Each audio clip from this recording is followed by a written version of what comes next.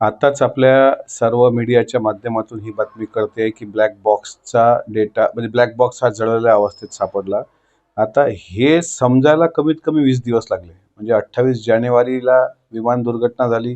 तो black box त्यावेळेस cover केला गेला आणि त्या ब्लॅक बॉक्सचा आता समजतं की ते पूर्ण जळला. आता तो फॉरेनला पाठवला जाणार. फॉरेनवरून त्याच्यातला अहवाल तो रिकव्हर केला जाणार. म्हणजे त्याला पूर्ण अधिवेशनाचा पूर्ण कार्यकाळ उलटेल. म्हणजे झाला 1-1.5 महिन्याचा डिले. आता ठीक आहे, आम्ही तरी वाट पाहतो, पण आमचे काही प्रश्न या निमित्तानं आहेत की दादांनी ज्या दिवशी विमानात प्रवास केला त्या दिवसाचं CCTV फुटेज, त्या विमानात स्फोट कसे झाले, त्या VSR कंपनीच्या विमानात काही स्फोटके लपवल्या गेली होती का? त्या दिवशी तुम्ही एक लक्षात घ्या की विमानतळावर दादा कलिना गेट नंबर 8 मधून गेल्यानंतरचं फुटेज, आता याला काही ब्लॅक बॉक्सची आवश्यकता नाही, ते सहज भेटू शकतं.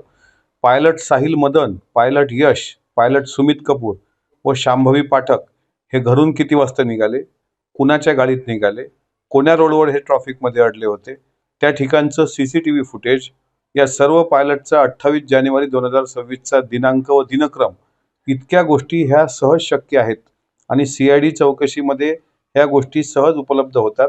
म्हणून माननीय मुख्यमंत्र्यांना, माननीय केंद्रीय राज्यमंत्री विमान वाहतूक मुरलीधर मोहोळ यांना, माननीय उपमुख्यमंत्री एकनाथ शिंदे साहेबांना मी या माध्यमातून विनंती करतो की ब्लॅक बॉक्सचा डेटा येईल तेव्हा येईल. आम्ही आणखी 4 वर्ष वाट पाहू, पण निदान हे CCTV फुटेज तरी महाराष्ट्रासमोर येईल अशी आपल्याकडून अपेक्षा आहे.